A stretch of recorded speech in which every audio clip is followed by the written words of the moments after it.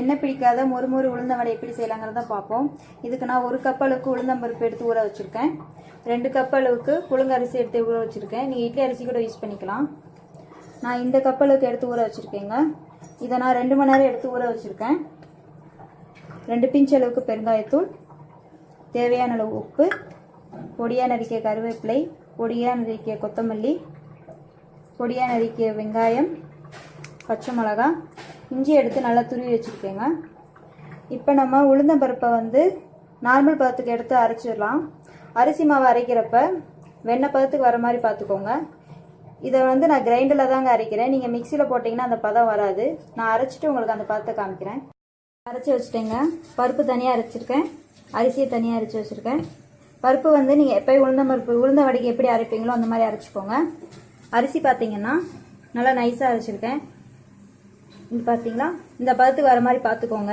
இல்லை சப்போஸ் உங்களுக்கு தண்ணி பதம் நிறையா இருக்குன்னா ஒரு காட்டன் கிளாத்தில் போட்டு 10 நிமிஷம் வச்சுருங்க. தண்ணி பதம்லாம் போனதுக்கப்புறம் 2 மாவையும் எடுத்து மிக்ஸ் பண்ணிடலாம். நான் இப்போ 2 மாவை எடுத்து மிக்ஸ் பண்ணிடுறேன்.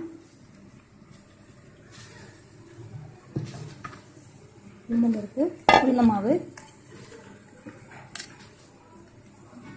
அரிசி மாவு, நறுக்கி வச்சுருக்க வெங்காயம், பச்சை மிளகாய், இஞ்சி, கருவேப்பிலை, கொத்தமல்லி,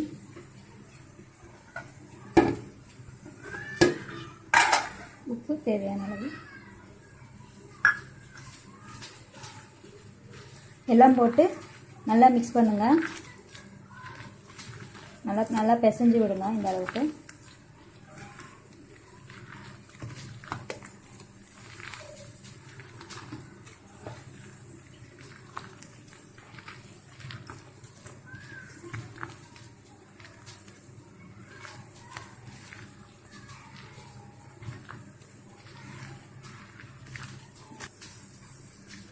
பண்ணி வச்சுட்டு பருப்பில் மாவு வர மாதிரி பார்த்துக்கோங்க.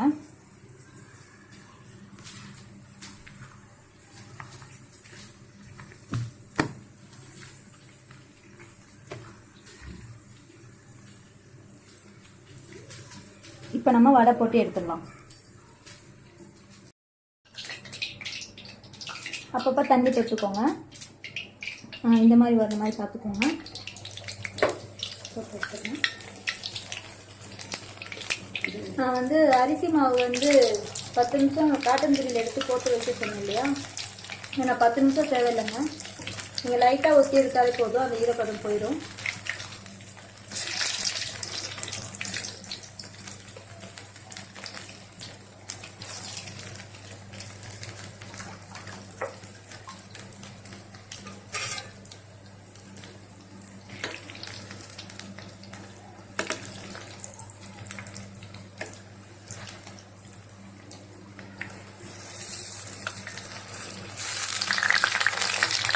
நல்லா பொன்னிறமாக வர மாதிரி போட்டுங்க.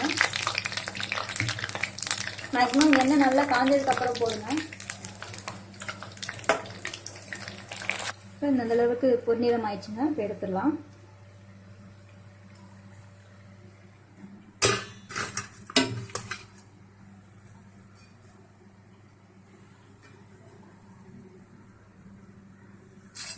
கிறிஸ்பி வடை ரெடி ஆயிடுச்சுங்க. ரொம்ப டேஸ்ட்டாக இருக்கும். நீங்கள் ட்ரை பண்ணி பாருங்கள். உங்களுக்கு இந்த வீடியோ பிடிச்சிருந்தா லைக் பண்ணுங்கள், ஷேர் பண்ணுங்கள், மறக்காமல் சேனலை சப்ஸ்கிரைப் பண்ணுங்கள்.